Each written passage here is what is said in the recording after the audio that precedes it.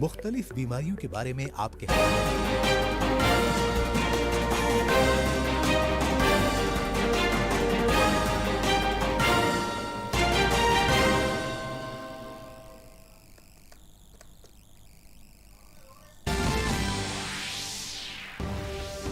नए साल के पहले दिन इसरो ने रकम की तारीख एक्स-रे पोलरीमीटर सैटेलाइट कामयाबी के साथ किया लॉन्च। PSLV-C-58 रॉकेट के जरिए किया गया लॉन्च। एक्स-रे माखज़ और ब्लैक होल के राज़ों को खोलने में मिलेगी मदद।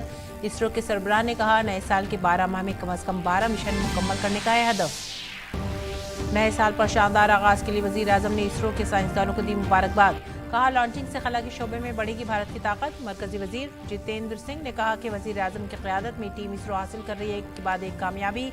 मरकजी वजीर दाखिला अमित शाह ने भी दी मुबारकबाद।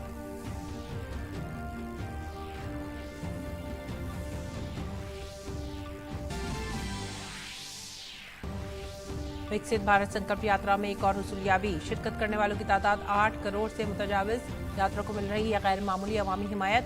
15 नवंबर को वजीर आजम नरेंद्र मोदी ने झारखंड के खूंटी से की थी इस यात्रा की शुरुआत।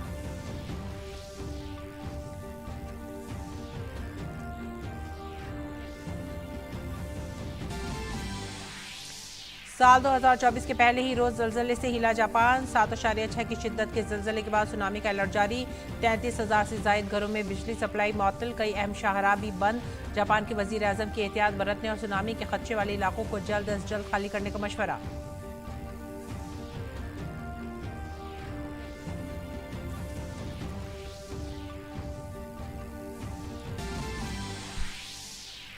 शुमाली भारत में सर्द लहर जारी। सर्द हवाओं के बाइस ठंड में आई शिद्दत। महकमा मौसमियात का मैदानी इलाकों में घने कोहरे का अलर्ट। हवाई और रेल ट्रैफिक पर भी असर।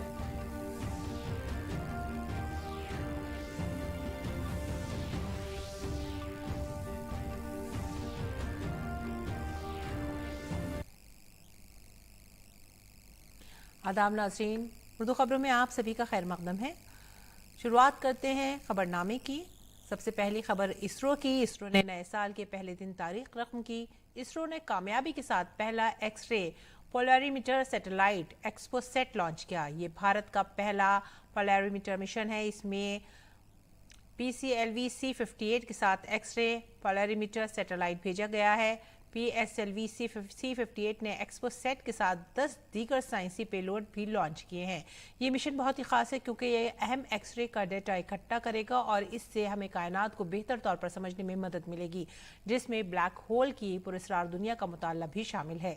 इसरो के चेयरमैन ने पहले एक्सरे पोलरीमीटर सैटेलाइट एक्सपोसेट के कामयाब लॉन्च में शामिल तमाम लोगों का शुक्रिया अदा किया। इसरो के चेयरमैन एस सोमनाथ ने कहा कि इस साल हम मजीद कई सैटेलाइट्स लॉन्च करने के लिए तैयार हैं। We also have the experiments sponsored by various non-governmental entities, space startups in India, powered through the InSpace coordination process. So congratulations to InSpace for enabling all these payloads on board the PSLV. The POEM payload has its own power generation capability with solar cells, batteries, and its own computers and commanding systems. So it's almost a full-fledged spacecraft supporting all of you to conduct experiments at very low cost. This year just began and we are going to have many launches, and 2024 is going to be the year of Gaganyaan.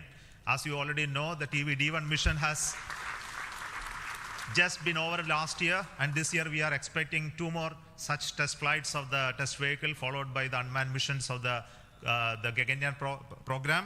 Similarly, we are going to have missions of PSLV, GSLV, as well as SSLV this year as well. ISRO के chairman S Somnath ने XPoSat की कामयाब launching के बाद एक press conference से खिताब किया। एस सोमनाथ ने कहा कि इसरो दीगर इदारों के साथ मिलकर अपने मिशन को आगे बढ़ाने में मसरूफ है। It indicates the collaboration that is possible between ISRO and other scientific institutions of this country. The primary payload is made by the Raman Research Institute, and the second payload is made by the astronomy group of UR Rao Satellite Center. Like what we did for the Aditya L1, where the primary payload was from Indian Institute of Astrophysics, and other collaborating agencies like the Inter-University Center for Astronomy and Astrophysics. So it also shows how ISRO is collaborating with other scientific institutions, developing capacity of using the data across academy and other places in specifically science missions. ISRO के सरबराह ने कहा कि 2024 गगनयान की तैयारी का साल होने जा रहा है। In 2024 is going to be a year for Gaganyaan readiness. Along with that, we will have a helicopter-based drop test to prove the parachute systems. There will be multiple drop tests.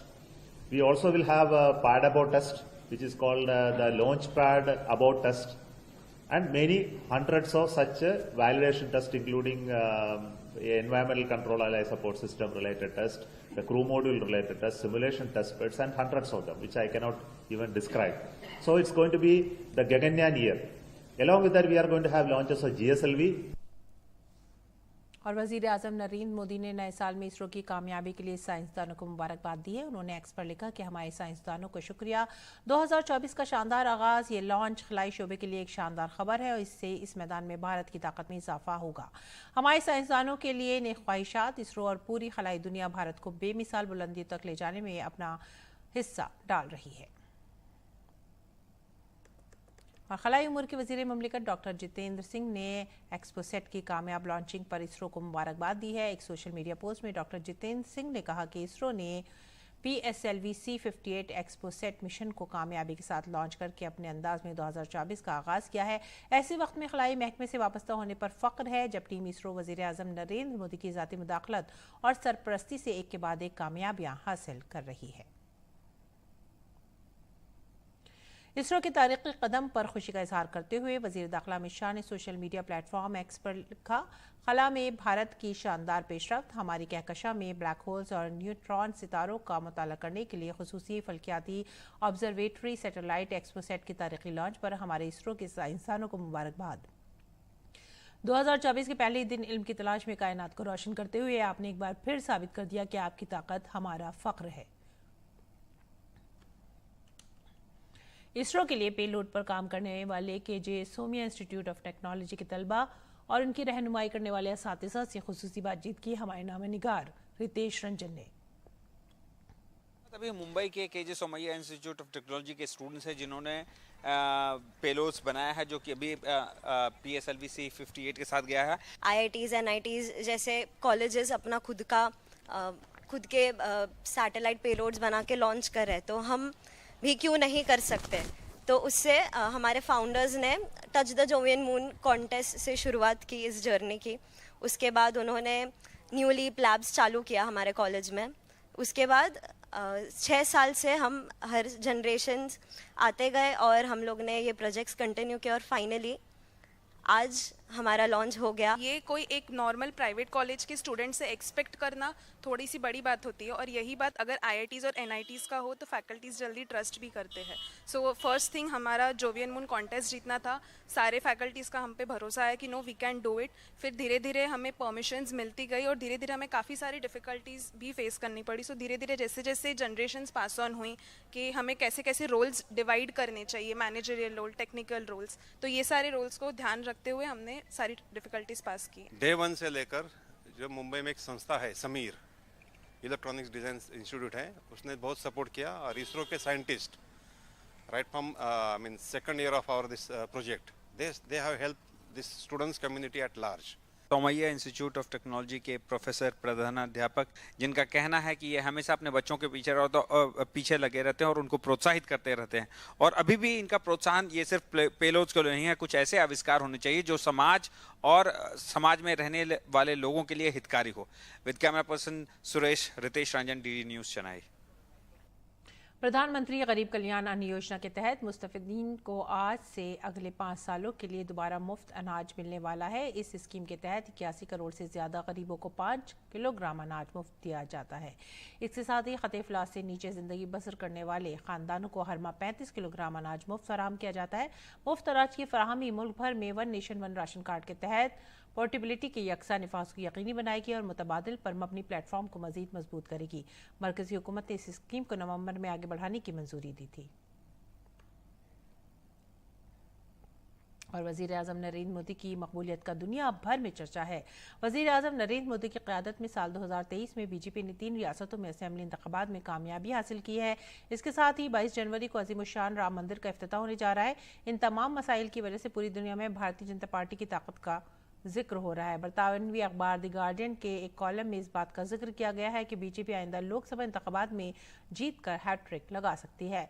Guardian की नामा निगार हेरिनेलिस Peterson ने अपने column में बताया कि गुज़िश्ता साल 3 रियासतों मध्य प्रदेश, छत्तीसगढ़ और राजस्थान में जीत ने बीजेपी को मजीद मजबूत किया है, जिसकी वजह से आइंदा लोकसभा इंतखाबात से कबल बीजेपी की ताकत में इजाफा हुआ है। कॉलम में मजीद लिखा गया है कि बीजेपी इलाकाई और मरकजी सतह पर मुसलसल मजबूत हो रही है। इसके साथ ही बीजेपी की अहम अपोजिशन पार्टी कांग्रेस ने तेलंगाना में भले ही कामयाबी हासिल की हो, लेकिन अंदरूनी कशमकश की वजह से पार्टी कमजोर दिखाई दे रही है। कॉलम में अपोजिशन इंडी इत्तेहाद का भी जिक्र है। आर्टिकल में लिखा है कि अपोजिशन जमात अब भी अहम मामलात पर मुत्तहिद नहीं है।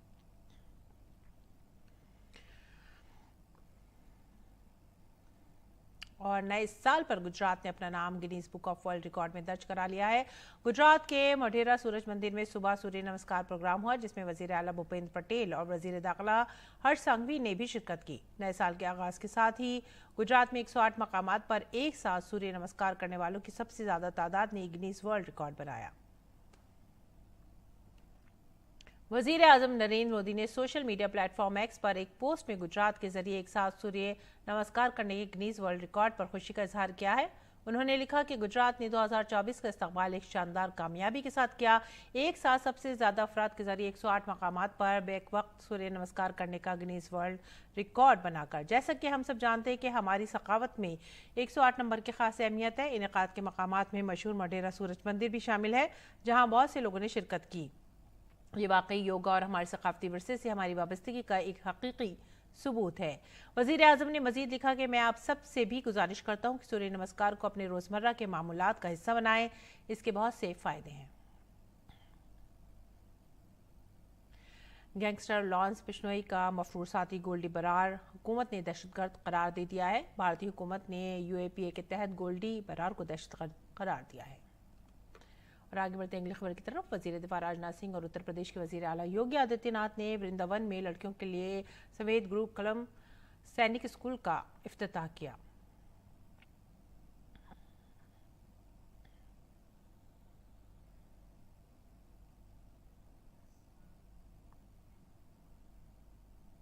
जिस जीव का साध्य राधा है और उसको पाने का माध्यम भी राधा ही है और मंत्र भी राधा है, और यह मंत्र देने वाली गुरु भी स्वयं राधा ही है, जिसका सब कुछ ही राधा है और जीवन प्राण भी राधा है। ऐसे जीवों को जीवन में पाने के लिए शेष कुछ बचता नहीं। ऐसी राधा रानी की कृपा पात्र पूज्य दीदी मां रितंभरा जी की षष्ठ पूर्ति के अवसर पर मैं हृदय से हार्दिक बधाई देता हूं। वजीर आजम नरेंद्र मोदी ने मन की बात के 108वें एपिसोड में झारखंड के कबायली गांव के स्कूली बच्चों को पढ़ाई जाने वाली मादरी जुबान का जिक्र किया। वजीर आजम ने कहा कि झारखंड के कबायली गांव में अपने बच्चों को कुडुख लैंग्वेज में तालीम फराहम करने के लिए एक मुनफरिद पहल की है। हमारे नुमाइंदे दिवाकर कुमार ने इसी सिलसिले में अरविंद आराव से बातचीत की। प्रधानमंत्री नरेंद्र मोदी ने आज मन की बात में गुमला के अरविंद उरांव की चर्चा की कि किस तरीके से ये कुड़ुख भाषा को बचाने के लिए आगे आए हैं। हमारे साथ बातचीत करने के लिए अरविंद उरांव है। कैसा लगा आज प्रधानमंत्री जी ने मन की बात में आपकी पहल की सराहना की? बहुत अच्छा लगा सर, बहुत अच्छा लगा, क्योंकि हम लोग जो 10 साल हम लोग काम किए और इस काम को लेकर जब हमारी बात जब प्रधानमंत्री के पास पहुंचा और उन्होंने अपनी मन की बात में हमारे स्कूल का सराहना किए, मैं थैंक यू कहना चाहूँगा। कैसे आपके मन में कैसे ये विचार आया कि इस तरह से किया जाए और भाषा के संरक्षण के लिए आपने प्रयास किया? 2008 आसपास गांव का स्थिति बहुत ही खराब था। मेरी बहन जो है वो 15-16 साल की एज तक उनको स्कूल तक नहीं पहुंचाया जा सका था और वो 10-12 बार 5 बार लगभग पलायन कर चुकी थी और मेरे पास आके बात रखती थी कि भाई मुझे ही पढ़ाया कीजिए, आपका मम्मी पापा हैं इसलिए आपको तो पढ़ाया, लेकिन मेरे मम्मी पापा से नहीं हैं, मुझे ऐसा लगता है इसलिए मुझे ही पढ़ना चाहिए। तो उन्हीं का बात को सुन के मैंने सबसे पहले गांव में शुरुआत किया स्कूल का। कैसे आया कि ये आखिर भाषा के जरिए ही पढ़ाई की आपने क्यों सोची कि कुड़ुक भाषा के जरिए क्या लोगों को दिक्कत होती थी? जी, हमने देखा कि कुड़ुक भाषा लुप्त की कगार पर है और गांव में जब हम छोटा थे उस समय कुड़ुक भाषा बोला करते थे, सभी कोई बोलते थे, लेकिन जैसे मैंने इंटर पास किया और गांव में लगभग कुड़ुक भाषा सब छोड़ चुके थे, सभी लोग सादरी बात करते थे। कैसा माहौल है और कैसा वहाँ पे लोगों को आपको सपोर्ट मिल रहा है? सर, गांव के लोगों का बहुत अच्छा सपोर्ट रहा है। जब स्कूल का निर्माण हम लोग कर रहे थे तो पूरा गांव से हम लोग सहयोग लिए, गांव वालों ने पूरा भरपूर हम लोग का सहयोग किए, जितना बना वो लोग डोनेशन किए, चंदा दिए और गांव का सहयोग से हम लोग स्कूल खड़ा कर चुके हैं अभी। जी। तो आज जब प्रधानमंत्री जी ने जब जिक्र किया आपकी इस पहल के, तो लगता है कि आपको और अधिक सपोर्ट मिलेगा और आपका हौसला और बढ़ा है? जी सर, हम लोग को सपोर्ट का जरूरत है सर। अगर सरकार से हम लोग को मदद मिलती है तो हम लोग फिर भाषा को स्कूल के माध्यम से हम लोग आगे ले सकते हैं। तो ये देखिए, ये अनुभूति है और ये एक खुशी है। और मन की बात के जरिए प्रधानमंत्री नरेंद्र मोदी ऐसे ही गुमनाम हीरोज, जो हम कह सकते हैं कि दूर इलाके, दुर्गम इलाके में इस तरह का प्रयास कर रहे हैं, जो भाषा के संरक्षण में हो, चाहे आर्थिक सशक्तिकरण के उत्थान में लोगों की मदद कर रहे हैं, तो अरविंद उरांव जैसे आदिवासी इलाके में काम करने वाले वो हीरोज हैं जिनका प्रधानमंत्री जी ने आज मन की बात में जिक्र किया है। अपने सहयोगी राज मनोहरन के साथ मैं दिवाकर कुमार, दूरदर्शन समाचार, रांची। और मुल्क भर में लोगों ने 2023 को अलविदा कह दिया और जश्न और खुशी के साथ नए साल 2024 का इस्तकबाल कर रहे हैं। इस मौके पर अकीदतमंदों की बड़ी तादाद मजहबी मकामात पर नए साल का इस्तकबाल करती नजर आई।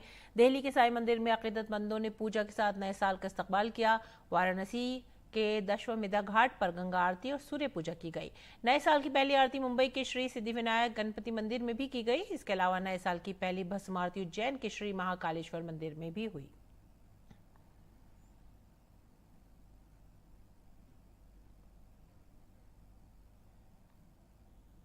सदर जमहूरिया द्रौपदी मुर्मू ने हमवतनों को नए साल की मुबारकबाद दी है। सोशल मीडिया प्लेटफॉर्म एक्स पर सदर जमहूरिया ने कहा कि सबको नया साल मुबारक। साल 2024 सबके लिए खुशी, अमन और खुशहाली लेकर आए। आइए हम नए साल का इस्तकबाल एक नए अज़्म के साथ करें, जामे और पायदार तरक्की में अपना हिस्सा डालें। और नायब सदर जमहूरिया जगदीप धनखड़ ने हमवतनों को नए साल की मुबारकबाद दी है। उन्होंने सोशल मीडिया प्लेटफॉर्म एक्स पर लिखा कि हर भारतीय को साल नौ 2024 मुबारक हो। नया साल सबके लिए अमन, खुशहाली और खुशियाँ लेकर आए। आइए नए साल का आगाज़ भारत की मजमूई तरक्की और खुशहाली में अपना हिस्सा डालने के पुख्ता अज़्म के साथ करें। वज़ीर आज़म नरेंद्र मोदी ने भी हमवतनों को नए साल की मुबारकबाद पेश की है। वज़ीर आज़म ने सोशल मीडिया प्लेटफॉर्म एक्स पर कहा है कि दुआ है कि ये साल सबके लिए खुशहाली, अमन और बेहतर सेहत लेकर आए।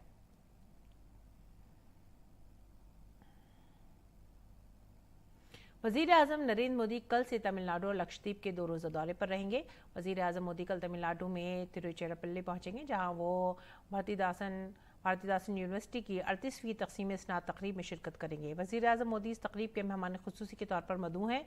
वज़ीर आज़म तिरुचिरापल्ली में एक अवामी प्रोग्राम में हवाबाजी, रेल, सड़क, तेल, गैस जहाज़रानी और आला तालीमी शोबों से मुतालिक 19,850 करोड़ रुपये से ज़्यादा के मुतादिद तरक्याती मनसूबों का इफ्तिताह और संगी बुनियाद भी रखेंगे। वज़ीर आज़म मोदी रेलवे के मुतादिद प्रोजेक्ट भी कौम के नाम वक्फ करेंगे। उसके बाद वज़ीर आज़म लक्षद्वीप पहुँचेंगे, जहाँ वो एक अवामी तकरीब से खिताब करेंगे।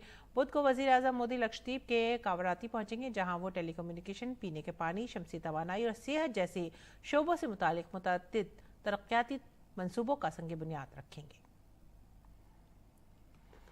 नए साल का आगाज कमर्शियल गैस सिलेंडर की कीमतों में कमी के साथ हुआ है। साल के पहले ही दिन ऑयल मार्केटिंग कंपनियों ने 19 किलो कमर्शियल गैस सिलेंडर की कीमतों में 1.50 से 4.50 रुपए की कमी करके राहत दी है। इससे कबल 22 दिसंबर को भी कमर्शियल सिलेंडर की कीमत में कमी की गई थी।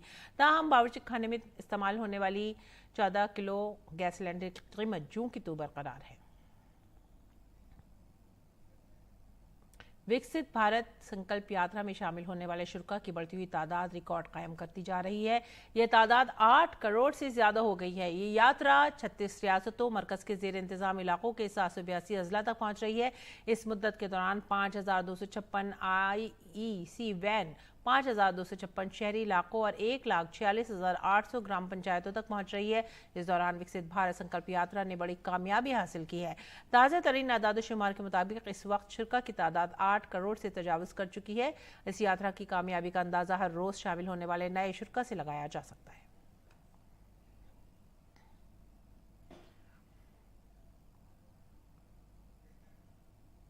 नजर डालेंगे मौसम पर। शुमाली हिंद में सर्दी की लहर जारी है। इतवार न सिर्फ दिसंबर का बल्कि इस मौसम का भी सर्दतरीन दिन था। इससे सर्दी में इजाफा हुआ है। महकमा मौसमियात ने मैदानी इलाकों में शदीद कोहरे का अलर्ट जारी कर दिया है। महकमा मौसमियात के मुताबिक दिल्ली में ज्यादा से ज्यादा दर्जा हरारत 15.9 डिग्री सेल्सियस रिकॉर्ड किया गया है, जो मामूल से 5 डिग्री सेल्सियस कम है। काबिल जिक्र है कि ये सीजन में सबसे कम है। कम से कम दर्जा हरारत 11.7 डिग्री सेल्सियस था, जो कि मामूल से 5 डिग्री सेल्सियस ज्यादा है। वहीं ज्यादा से ज्यादा और कम से कम दर्जा हरारत में सिर्फ 4.2 डिग्री सेल्सियस का फर्क था, जिसकी वजह से सर्दी बढ़ गई है। 31 दिसंबर 3 सालों में सर्द तरीन दिन था। इससे कबल साल 2022 में 31 दिसंबर को ज्यादा से ज्यादा दर्जा हरारत 16.4 डिग्री सेल्सियस था। इसके बाद इस बार ज्यादा से ज्यादा दर्जा हरारत साल के आखिरी दिन सबसे कम रहा है। और आगे बढ़ेंगे। एक अवामी नशरियाती इदारे के तौर पर डीडी न्यूज़ हमेशा ही पूरी जिम्मेदारी के साथ कौमी और बैनुल-अक़वामी कवरेज करता रहा है, लेकिन बदलते वक्त के साथ डीडी न्यूज़ ने तकनीकी तौर पर भी आलमी मेयार को बरकरार रखा है। कैसे, जानने के लिए देखिए हमारे नामानिगार विशाल बैरिस्टो की ये खुसूसी रिपोर्ट।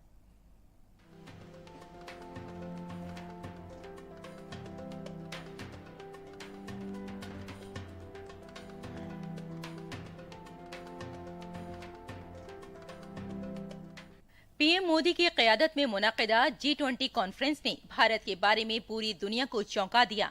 डीडी न्यूज़ ने तीसरी बड़ी मईशत की सरबराही में होने वाली इस कॉन्फ्रेंस को 4K टेक्नोलॉजी में बराह रास्त टेलीकास्ट करके एक नया रिकॉर्ड हासिल किया। हम लोग ऑलमोस्ट 60 कैमरामैन से काम किया था। 4K में पहले बार हम लोग तो काम किया था। It was a great challenge because you need more lights and the focus is a very problem because इस ये तो बाहर जाता है, हर कंट्री में जाता है, हर कंट्री में जाता है, इसलिए हम तो ज़्यादा ध्यान देना पड़ता है।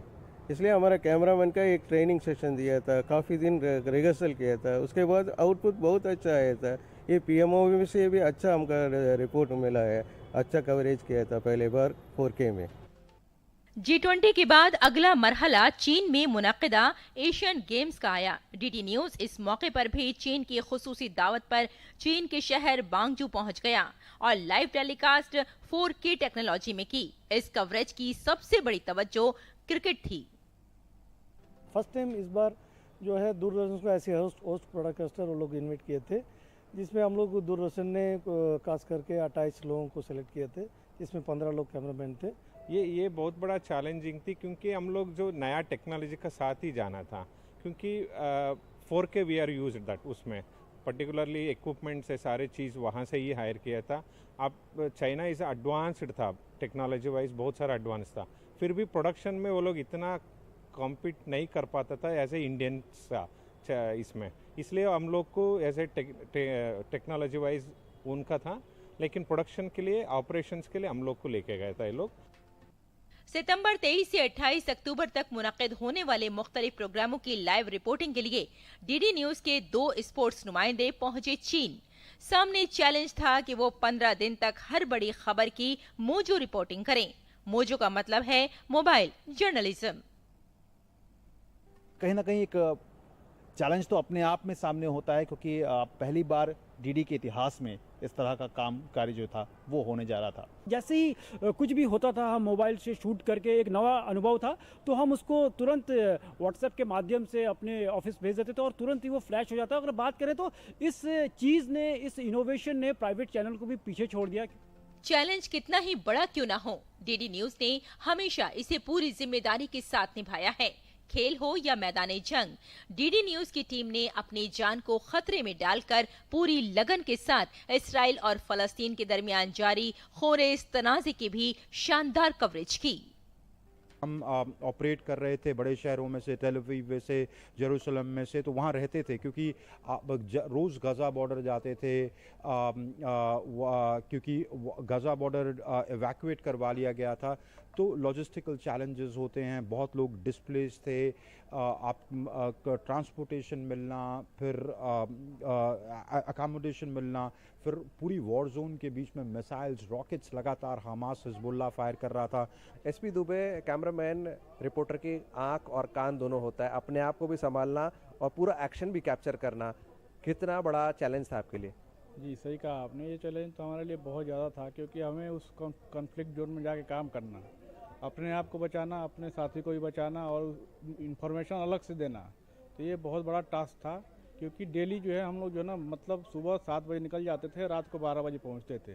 तो रात 12 बजे तक हम लोग वहीं बॉर्डर एरिया पे रहते थे। डेली बमबारी, इधर से कुछ रिपोर्टिंग जो भी करना होता था वहीं से करते थे। खाने पीने की कुछ सुविधा वहाँ नहीं थी। 20 किलोमीटर तक एरिया पूरा खाली था। डर था लेकिन जिम्मेदारी भी थी, और जैसे कहते हैं डर के आगे जीत है। और डीडी न्यूज़ हमेशा आगे रहने की कोशिश करता है, लेकिन अपनी जो विश्वास योग्यता है, अपनी क्रेडिबिलिटी, उसको कभी भी दाव पर नहीं लगाता। कैमरामैन राहुल के साथ मैं विशाल बैरिस्टो, डीडी न्यूज़ दिल्ली। और आइए अब नजर डालते हैं आलमी खबरों पर। नए साल 2024 के पहले ही दिन शदीद ज़लज़ले से जापान दहल गया। 7.6 शिद्दत के तेज ज़लज़ले के बाद जापान के महकमे मौसमियात ने सुनामी का अलर्ट जारी कर दिया। 33,000 से ज़्यादा घरों में बिजली सप्लाई मुअत्तल हो गई है, जबकि मुतादिद अहम शाहराहें भी बंद हो गई हैं। जापान के वज़ीर आज़म ने मुहतात रहने और सुनामी से मुतासर होने वाले इलाकों को जल्द से जल्द खाली करने का मशवरा दिया है। इशिकावा, नियागाता और तोयामा के लिए भी सुनामी का अलर्ट जारी किया गया है। जापान के इशिकावा सूबे में वाजिमा शहर के साहिल पर 1 मीटर ऊंची सुनामी पहुंचने की इत्तला है। आपको बताते चले कि गुज़िश्ता हफ्ते भी जापान में 6.3 शिद्दत का ज़लज़ला महसूस किया गया था, जिसके बाद हज़ारों अफराद खौफ और हिरास के बायस घरों से बाहर निकल आए थे। और अब रुख करते खेल के मैदान का। अनहद सिंह ने साल 2023 का इख्तिताम शानदार फतेह के साथ किया है। भारत के नौजवान स्क्वैश खिलाड़ी अनहद सिंह ने Scottish junior open squash championship का टाइटल अपने नाम कर लिया है। एडिनबरा में मुनक़िद इस मुकाबले के फाइनल में अनहद ने रॉबिन मैकलपाइन को 11-6, 11-1, 11-5 से शिकस्त दी। अनहद सिंह का गुज़िश्ता साल बहुत ही अच्छा रहा। उन्होंने अंडर 19 और सीनियर नेशनल चैंपियनशिप में डबल टाइटल का खिताब जीता था और एशियन गेम्स और इफ्तिताई एशियन मिक्स डबल्स चैंपियनशिप दोनों ही अभय सिंह के साथ मिक्स डबल्स मुकाबले में कांसे का तमगा भी अपने नाम किया था। भारत के सुभाशीष चौधरी ने लड़कों के अंडर 15 मुकाबले में पहली पोजीशन हासिल की। उन्होंने फाइनल में हमवतन शिवन अग्रवाल को शिकस्त दी, जबकि श्रेष्ठ अय्यर ने लड़कों के अंडर 13 के फाइनल में शहनाज जहाँ को शिकस्त दी। इसी के साथ ही आप हमारी पूरी टीम को दीजिए इजाजत।